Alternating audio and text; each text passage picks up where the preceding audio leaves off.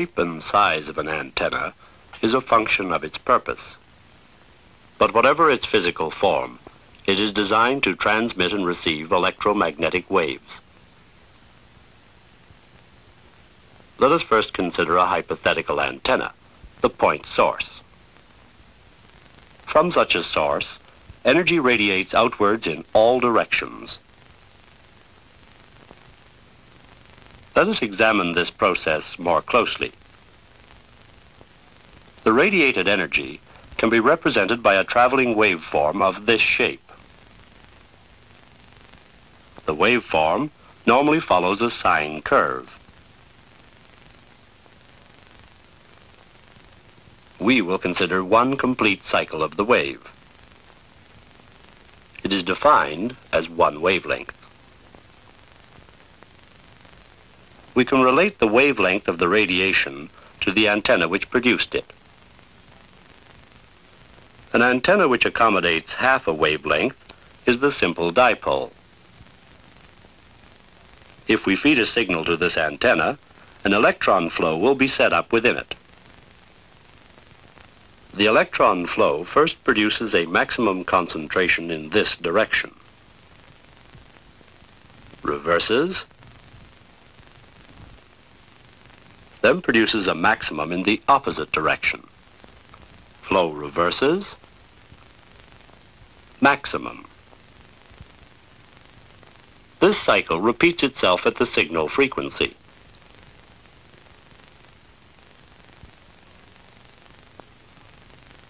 This electron flow creates a fluctuating magnetic field.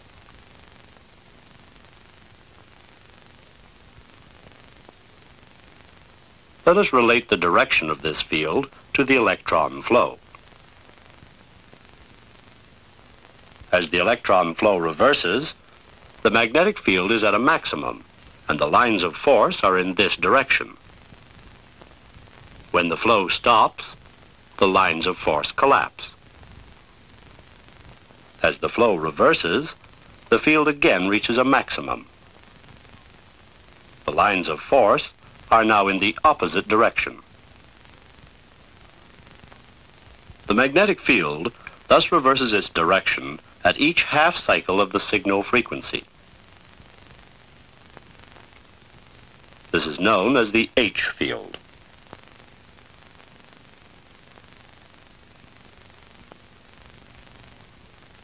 The strength of this field is proportional to the amplitude of the current standing wave.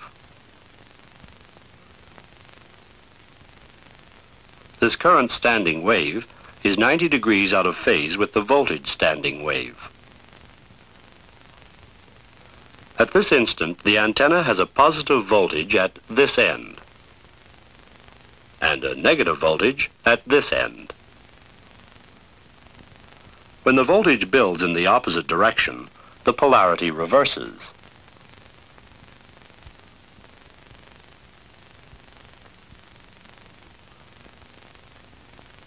This changing polarity produces an electric field in phase with it.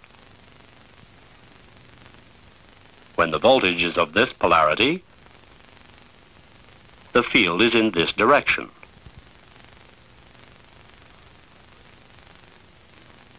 When the polarity reverses, the field builds to a maximum in the opposite direction. This is known as the E field.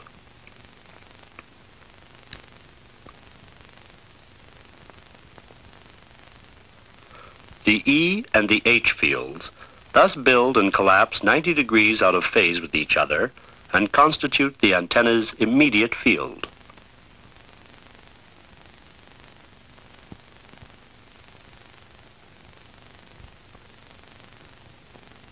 This immediate field produces the radiating wave pattern. From the antenna, we can visualize the radiation as a series of grids propagating outwards.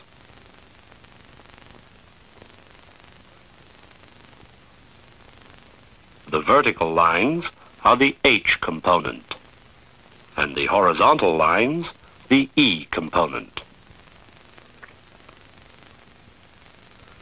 Notice that the lines are at right angles to each other. that is, in space quadrature. Vectorially, these lines represent the peaks of the radiating waves. Notice that their direction reverses at the next half cycle.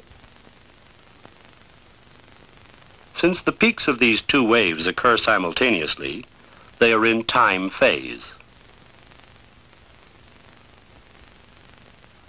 The traveling waves are therefore said to be in time phase and space quadrature.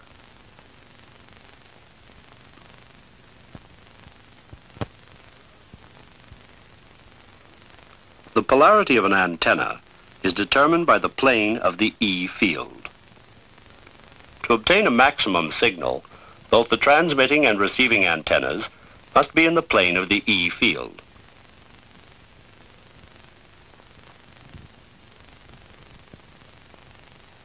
The direction in which the E and the H wave pattern propagates is determined by a simple rule. To apply this rule, we use any two vectors. Imagine a corkscrew action. If we turn from the E vector to the H vector through the shortest distance, the screw has advanced in the direction of propagation. This is known as Poynting's vector rule. In the next half cycle, the E and H vectors reverse. Applying Poynting's rule again, we see that the direction of propagation is unchanged.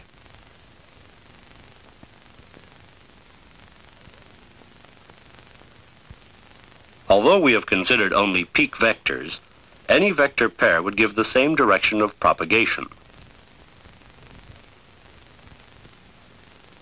Let us now consider what happens when the wave strikes a reflecting surface. We will consider only one pair of the peak vectors. As before, Poynting's rule gives the direction of propagation. On reaching the reflector, the E field is reversed, but the direction of the H field is unchanged. By Poynting's rule, the direction vector is therefore reversed.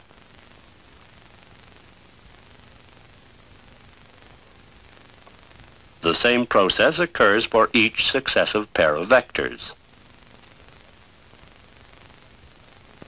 The direction of propagation thus reverses when the wave strikes a plane surface.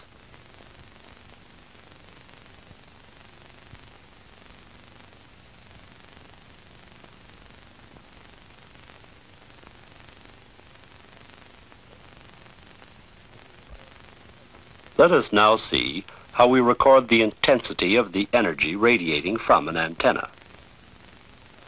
First, we sample the signal strength at various points.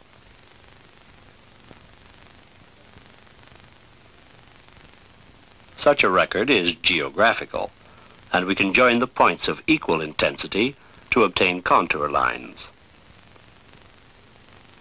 It is often more useful to know the shape of the field radiated by the antenna. To achieve this, we obtain field strengths at a fixed radius from the antenna.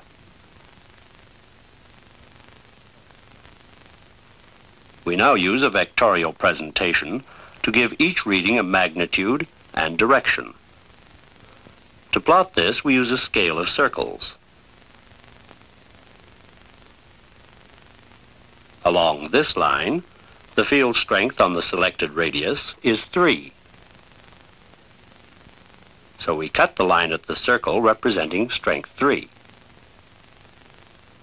Along this line, the field strength is 4. So it is cut at the strength 4 circle. By continuing the plot in this way, we obtain a series of vectors.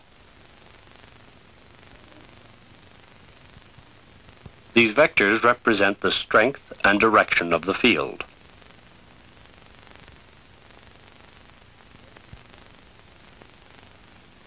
Joining the tips of the vectors, we obtain the antenna's polar diagram.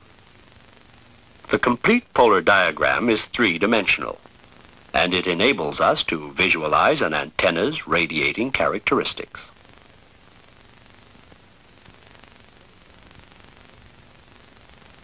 Let us now review the basic elements of antenna propagation. A half-wave dipole, excited by a signal, will have an electron flow set up within it.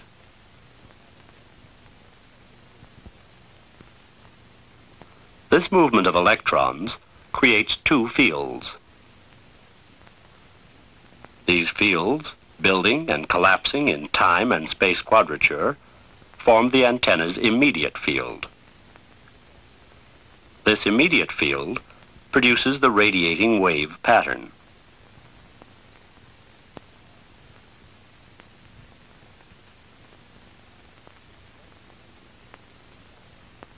We can represent this radiation by vectors.